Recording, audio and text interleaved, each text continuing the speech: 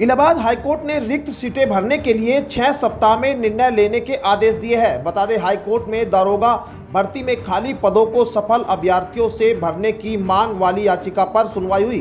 Court ने मामले में रिक्त सीटें भरने पर निर्णय लेने के आदेश दिए। हाईकोर्ट ने 2016 की पुलिस उप निरीक्षक, प्लाटून कमांडर, पीएससी और फायर सर्विस भर्ती का अतिरिक्त परिणाम घोषित कर रिक्त पदों पर चयनित याचियों की नियुक्ति की मांग में दाखिल याचिका यह कहते हुए निस्तारित कर दी कि 2 सप्ताह में भर्ती बोर्ड के समक्ष पर्यावेदन प्रस्तुत करे और उन पर 6 सप्ताह में निर्णय लिया जाए। उत्तर प्रदेश में सरकारी माध्यमिक विद्यालयों में पढ़ाई महंगी होने जा रही है। माध्यमिक शिक्षा विभाग वर्तमान महंगाई दर के आधार पर विद्यालयों में विद्यार्थियों से लिए जाने वाले सभी शुल्क में वृद्धि करने जा रहा है। विभाग ने विद्यालयों में शुल्क में वृद्धि किए जाने संबंधित प्रस्ताव शासन को भेजा है। शासन की मंजूरी के बाद माध्यमिक विद्यालयों के सभी शुल्क बढ़ा दिए जाएंगे। दरअसल माध्यमिक शिक्षा विभाग के स्कूलों में 2010 के बाद से किसी भी प्रकार के किसी शुल्क में कोई वृद्धि नहीं की गई। यूपी में सरकारी कर्मचारियों की छुट्टी को लेकर बड़ा अपडेट सामने आया है, जहां 1 फरवरी से कड़ाई से नई व्यवस्था लागू होगी। बता दें, राज्य कर्मियों को अब अवकाश लेने के लिए ऑनलाइन आवेदन ही करना होगा। यह आवेदन मानव संपदा पोर्टल से होगा। 1 फरवरी से यह व्यवस्था कड़ाई से लागू होने जा रही है। शीघ्र ही मुख्य सचिव के स्तर से इसका आदेश जारी होने की उम्मीद है। साथ ही सेवा संबंधित सभी प्रक्रियाएं ऑनलाइन पूरी करना अनिवार्य होगा।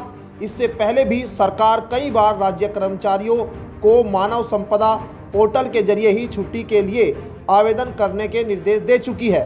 इसमें बाल्य देखभाल अवकाश भी शामिल है। तबादला होने पर नई जगह पदभार ग्रहण करने व पुरानी जगह से पदभार छोड़ने की प्रक्रिया भी ऑनलाइन पूरी करने के लिए कहा गया। यूपी में बेटियों को विवाह के लिए मिलेंगे 51,000। यूपी सरकार उठाएगी शादी का खर्च। जी हां, योगी सरकार मत्स्य पालकों को उनकी बेटियों के विवाह के लिए आर्थिक सहायता देने जा रही है। बेटियों को 51,000 रुपये की मदद मिलेगी। इसके लिए दिशा निर्देश तय हो गए हैं। उत्तर प्रदेश मत्स्य पालक कल्याण कोष के तहत इस योजना में कन्या के खाते में 35,000 रुपये की राशि भेजी जाएगी। इसके साथ विवाह कपड़े, जेवर, बर्तन सहित विवाह के अन्य खर्च के लिए 16,000 रुपये दिए जाएंगे। योजना के तहत 2 लाख रुपये से कम आय वाले 2 मत्स्य पालक आवेदन कर सकेंगे, जो 1 वर्ष या उससे अधिक समय से मत्स्य पालन से अपनी जीविका चला रहे हैं। देश में किसानों के लिए अच्छी खबर जल्द मिल सकती है, क्योंकि मोदी सरकार पीएम किसान योजना की रकम बढ़ा सकती है। बता दें, वित्त मंत्री निर्मला सीतारमण 1 फरवरी को फाइनेंशियली ईयर 2025-26 का बजट पेश करेगी। पिछले बजट की 9 प्राथमिकताओं में कृषि को सबसे ऊपर रखा गया था। एमएसपी की कानूनी गारंटी के लिए किसानों के आंदोलन के बीच 1 फरवरी को पेश किए जाने वाले आम बजट में भी खेती बाड़ी पर ज़्यादा जोर रह सकता है। वित्त मंत्री निर्मला सीतारमण फसल बीमा योजना का दायरा बढ़ाने के साथ प्रधानमंत्री किसान सम्मान निधि की रकम बढ़ा सकती है। अत्याधुनिक प्रौद्योगिकी के उपयोग को बढ़ावा देने के कदम भी उठाए जा सकते हैं। साथ ही किसान क्रेडिट कार्ड से कर्ज की सीमा 3 लाख रुपए से बढ़ाई जा सकती है। भारत की पहली सोलर इलेक्ट्रिक कार ईवीए से पर्दा उठ गया है, जिसकी प्री बुकिंग शुरू हो चुकी है। बता दें, वेव मोबिलिटी ने आखिरकार भारत की पहली सोलर एनर्जी से चलने वाली इलेक्ट्रिक कार को पेश कर दिया है। कंपनी ने इस कार के लिए 3.25 लाख रुपए एक्स शोरूम की शुरुआती कीमत तय की है। ईवीए 3 वेरिएंट्स में उपलब्ध होगी, जिसमें 9 किलोवाट, 12 किलोवाट और 18 किलोवाट शामिल है, जिनकी कीमत 3.25 लाख रुपए से लेकर 5.99 लाख रुपए तक की जा सकती है। ग्राहक अपनी जरूरत के हिसाब से बैटरी ऑप्शन चुन सकते हैं। सुप्रीम कोर्ट संभल में बुलडोजर एक्शन के संबंध में अपने आदेश के उल्लंघन को लेकर दायर अवमानना कार्रवाई शुरू करने की अनुरोध वाली याचिका पर 1 सप्ताह बाद सुनवाई करेगा।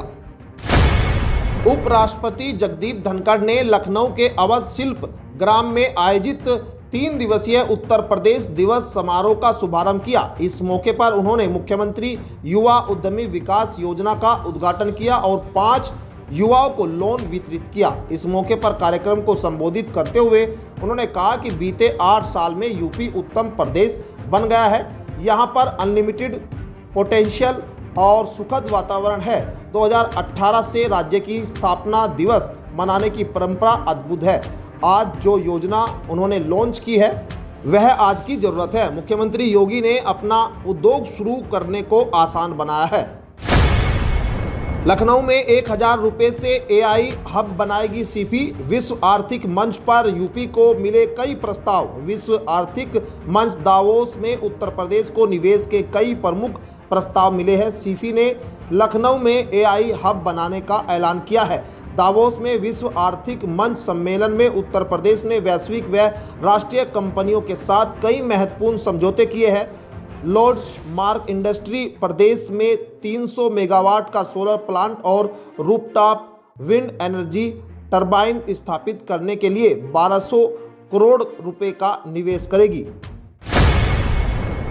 प्रधानमंत्री नरेंद्र मोदी आने वाली 5 फरवरी को महाकुंभ में स्नान करेंगे। उनका कार्यक्रम घोषित कर दिया गया है। इसी दिन कांग्रेस प्रदेश अध्यक्ष अजय राय भी त्रिवेणी में डुबकी लगाएंगे। कांग्रेस प्रदेश अध्यक्ष के साथ ही पार्टी के कई नेता व पदाधिकारी भी स्नान करेंगे। साधु कहे मन की बात कार्यक्रम में साधु संत धार्मिक और सामाजिक संकल्पों पर अपने मन की बात करेंगे। इसमें गौ हत्या पर रोक के साथ अन्य विषय शामिल होंगे। रेडियो पर प्रधानमंत्री नरेंद्र मोदी के चर्चित कार्यक्रम मन की बात की तर्ज पर प्रयागराज महाकुंभ में साधु कहे मन की बात कार्यक्रम का आयोजन किया जाएगा, जिसमें साधु संत सनातन धर्म के प्रमुख विषयों सहित विभिन्न मुद्दों पर अपनी बात रखेंगे। कार्यक्रम के प्रवक्ता श्री पंच दशनाम आह्वान अखाड़े के महामंडलेश्वर स्वामी प्रकाशानंद ने बताया कि महाकुंभ के सेक्टर 20 में हरि धाम सनातन सेवा ट्रस्ट में 25 जनवरी को दोपहर 2 बजे इस कार्यक्रम का आयोजन किया जाएगा। ताजमहल का दीदार करने वालों के लिए इस मौके पर एक खुशखबरी सामने आई है। दरअसल आम लोगों के लिए आगरा में बादशाह शाहजहां के 370वां उर्स के मौके पर ताज का दीदार करने वाले 3 दिन तक फ्री में प्रवेश कर शाहजहां और मुमताज़ की असली दरगाह का दीदार कर सकेंगे। इसे 26 व 27 दिनों तक खोला जाएगा। इस मौके पर 26 और 27 को प्रवेश निःशुल्क रहेगा। इसको लेकर संगठन ने जलाभिषेक को लेकर एक न्यायालय में याचिका भी दायर की है, जिसमें उन्होंने जलाभिषेक की बात को कहा है। वहीं ज़्यादा भीड़ का अनुमान लगाते हुए अलर्ट भी जारी किया गया है। उत्तर प्रदेश के अयोध्या की मिल्कीपुर विधानसभा सीट पर होने जा रहे उपचुनाव की राजनीति गहराने लगी है। चुनाव की घोषणा के बाद पहली जनसभा को संबोधित करते हुए मुख्यमंत्री योगी आदित्यनाथ ने शुक्रवार को कई बड़ी घोषणाएं की। उन्होंने हैरिंगटनगंज का नाम बदलने का संकेत देते हुए कहा कि यह गुलामी की मानसिकता को दर्शाता है। सीएम योगी ने सुझाव दिया कि इसका नाम किसी भारतीय महापुरुष जैसे स्वामी वामदेव के नाम पर रखा जा सकता है। सीएम योगी सरकार में इससे पहले इलाहाबाद को प्रयागराज, मुगलसराय को दीनदयाल उपाध्याय नगर, फैजाबाद जिला को अयोध्या के रूप में नामित किया गया है। आरएलडी अध्यक्ष केंद्रीय राज्य मंत्री स्वतंत्र प्रभार जयंत चौधरी ने मुख्यमंत्री योगी आदित्यनाथ को चिट्ठी लिखी है। इसमें उन्होंने बागपत के मिलाना और मुजफ्फरनगर के हरसोली में बालिकाओं के लिए राजकीय बालिका इंटर कॉलेज खोले जाने का अनुरोध किया है। एमजीएफ ट्रस्ट का हवाला देते हुए यह भी अवगत कराया गया है कि मुजफ्फरनगर और बागपत के विभिन्न गाँव में मुस्लिम बालिकाओं की शिक्षा का स्तर आशा के अनुरूप नहीं है। मौसम का बदलता मिजाज किसानों के लिए चिंता का कारण बन सकता है। 3 दिन तापमान बढ़ने के साथ गुरुवार को फिर कोहरा छाया रहा। 30 जनवरी तक तापमान सामान्य रहने के बाद फिर पारे के ऊपर चढ़ने का अनुमान है। ग्राफ वेदर ग्रुप ने गेहूं उत्पादन किसानों को इसे लेकर सावधानी बरतने का सुझाव दिया है। कृषि अनुसंधान परिषद में गुरुवार को क्रॉप वेदर की ग्रुप की बैठक का आयोजन किया गया। बैठक में बताया गया कि 30 जनवरी तक प्रदेश के ज़्यादातर कृषि अंचलों में औसत अधिकतम तापमान सामान्य के आसपास रहने की संभावना है। इसके बाद 31 जनवरी से 6 फरवरी के दौरान प्रदेश के विंध्य क्षेत्र में दक्षिणी भारत में औसत अधिकतम तापमान सामान्य से 2 डिग्री सेल्सियस अधिक रहने की संभावना है, जबकि उत्तर पूर्वी मैदान क्षेत्र में पश्चिमी भाग और पूर्वी मैदान क्षेत्र के पश्चिमी उत्तर भाग में औसत न्यूनतम तापमान में 1 से 2 डिग्री सेल्सियस की बढ़ोतरी का अनुमान है।